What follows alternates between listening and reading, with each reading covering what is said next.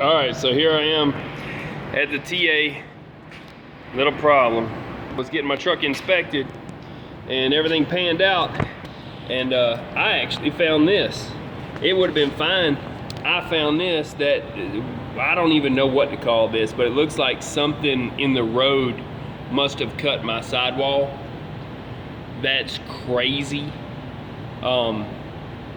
So I don't even think it lost air. It was low at one point and wore it a little odd from you know, needing a patch. But now this, that's crazy. So I'm taking on a new tire. That thing's like ready to blow right now. I'm not even gonna lie, it's kind of nerve-wracking even standing next to it, but that's what you find when you do a good pre-trip. And it was not like that on my previous pre-trip. So somewhere between St. Louis and here that happened. And that's a tire, you know, a few $100s, that's how it is. So, you know, anyhow, y'all stay safe. Yeah, so this was my tire. This is the inside sidewall, and I'm surprised it didn't blow. And so, you know, that's just some construction or something on the road.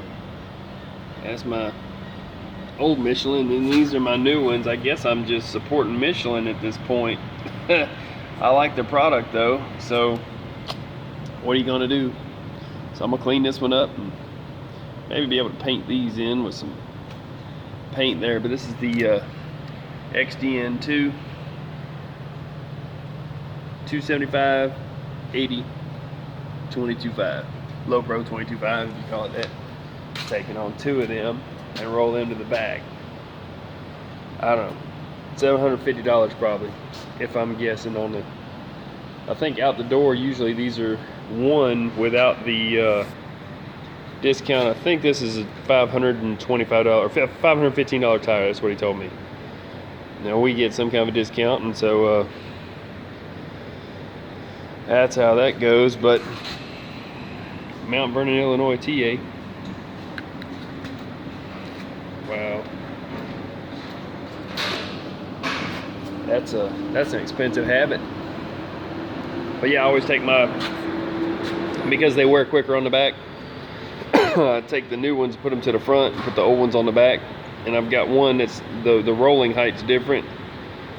I had to take on 2 because one tire was bad, and the other one's sitting over there, and I ain't figured out how I'm going to get that one and roll with me because I don't have a back porch. But they have a back porch at the Freightliner for $89, and I could ratchet strap it or wrap it and put it inside, and then I ain't figured that out. But lots of tread now. Looks better. That's it for that. I gotta polish. All right, that's a proper tire carrier right there, but he's just got a dolly on it. Yeah, I just put the dolly on. Yeah, that's what I need right there. Something that'll hold, and that's probably just a 22.5 tire. I don't know where to get this. You don't have a name on this one, do you? I have never even really looked at it. Well, that's how it's built in the middle. That's all right. I will find a place that can make me something like that or something. I want one with actual U-bolts that come through like a headache rack, but yeah. All right. You go to the bigger cities. Yeah. Like Memphis, you go up to Covington. I'm measuring this one. This one goes out to, what is that showing? 26 inches out. Mine's got a swing that might tap that one, but I want to get a narrow foot, but I want it to be true U-bolts like this. That's the proper way to do one. Yeah, I'm gonna have to buy that at Truck Pro. I'm going there now. I'm gonna go buy the U-bolts, then I'm gonna go get what I need. But this has got a tray. You better wait. Why is that? Because these mounts here are different sizes. You want to make darn sure that you get the right U-bolt. He told me there's 2 different sizes. If I have to, I can return them. Okay. You know what I'm saying? But they're like $100 kit. I wanted to get the 17. There's a 17 and a 21 inch or something like that. And yours is probably 17 because I don't want them to stick out too far. This tray though, this is the magic number I wanted to know about. A tray is only 10 inches for a stock. Yeah. I need one that's something like 12 or 13 to fit a tire in, to shove just a tire with no rim. It's going to be 12 or 13. You want the boxes on either side. Right. The middle open. Yeah, or cut it. I'm gonna buy one and have them cut it. But there's a merit right there. I was just talking to this guy, he's helping me out, so there you go. He told me about some places on Facebook to buy a used one, and if you're looking for one, that's pretty much it right there. So, all right, so I found myself at Truck Pro here, and this is Dalton, Georgia, and it's exit 328, across the street from the Pilot and the truck stop, and off the exit you're gonna, if you're going south, turn left, and then we're gonna see about getting at least the bolts for a headache rack here. They got a kit, I think it's about 100 or less. All right, and this is in the back corner of the Truck Pro. Back corner of the Truck Pro here. That is road gear equipment. If anybody wants it, it's still here, but it's for a day cab. I'm doing something different, but I got the measurements off the bottom of it. I bought my U-bolts though, so yeah, maybe I ran out of time on my thing there, but that's one way to go. This would have to be 18 inches, and I think it's more than 18 inches from the back to here. I'd have to cut it for that, but and this is straight. Like I was saying, this is, yeah, I may have to get something where I cut this, cut a circle, and make a hump. That's more for a day cab. I want to get a flat, and I don't need these are more expensive anyways. I don't really need the chain hanger. That's one way to go with it. That's a rack that is a tire carrier. They got it up on a solid shelf, but it's a flat bottom. Now, is that just 4 bolts and they go to something under it for the frame? I see a hole and a hole, so I'm thinking that's not U-bolts. Anyway, so that's the flat bottom. There's just a couple of holes on it, and rather than him even bother with taking it down, I can get it like this, and then that comes up to make it an L shape, I guess. And it's got the mount with a big wing nut. That's what I needed, was a big wing nut just like that for a headache rack. So this is a book at Truck Pro.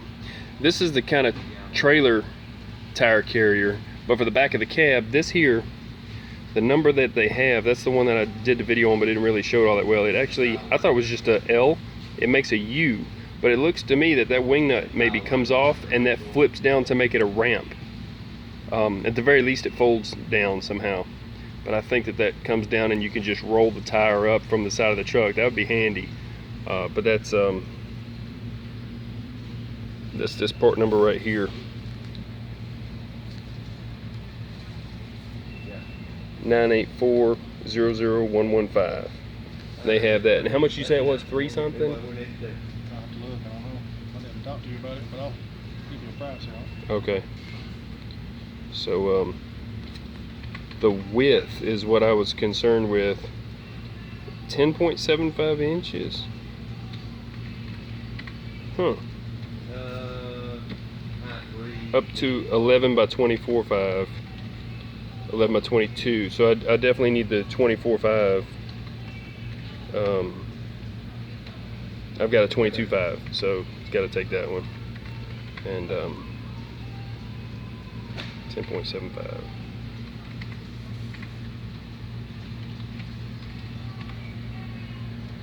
Okay, hardware not included. It's $300. I'll do it for like $260. 260. Okay. 260 bucks, and you can get a tire carrier like this. Okay, y'all check this out here. I'm at a place called Global Parts. Okay, it is north of 285, but it's on the bottom end of the loop. So if you're on Moreland Avenue, exit 53, you go north from exit 53, and it's up on the right just past the gas station, and that's across the street, and down there would be 285. And if you kept going, there's a drive-in movie theater up this way. But they've got, like they say on the sign, we have LED lights and all that stuff. It's a chrome shop. Now check out the way you walk in. If that ain't trying to take care of a driver, I don't know what is. 15. That's the part number? It's my part number, yeah. Yeah, 00195. Well, this is a tire carrier for the back of a truck that he's got at a low enough level for me to see and check out. Oh, okay. So you think you possibly... If I I had that much room, that would work right there, but I ain't got but 13 inches on the front. Bruce, hey, tell me all about it. This is your tire rack right here. All you got to do is mount it down, pinch it on both sides of the frame, just like you would the same way that you do a catwalk. The tire sits right in here in the middle. The chain wraps around the tire. Hook the lock in. Boom, you're done. Takes about 2 minutes to put it on, and that's it. And this is my truck, and he's putting it on my truck. So if y'all think I'm not trusting this, brother, I am. And I measured how far it comes on the front. The last time I had any issue with my frame, it was mainly here. The swing, I was on such a steep incline, believe it or not, the trailer touched. It was crazy. But this was the worst it could possibly be. Whether you can see.